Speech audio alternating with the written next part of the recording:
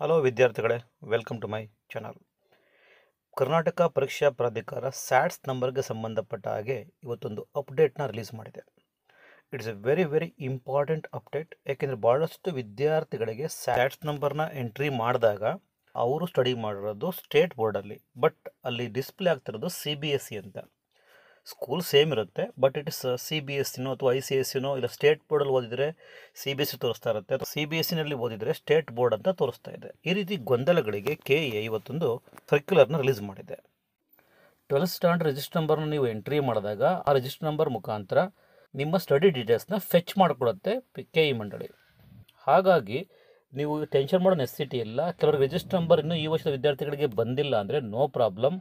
Register number ಬಂದಾಗ ಮತ್ತೆ portal open ಆಗುತ್ತೆ, ಆಗ ನೀವು ಎಂಟ್ರಿ ಮಾಡ್ಬೋದು. ಹಾಗಾಗಿ ಸ್ಟಡಿ ಡೀಟೇಲ್ಸ್ ಬಗ್ಗೆ ನೀವು ಯಾವುದೇ ರೀತಿ ವರಿ ಮಾಡೋ ನೆಸೆಸಿಟಿ ಇಲ್ಲ ಅಂತ KA ಹೇಳ್ತಾ ಇದೆ.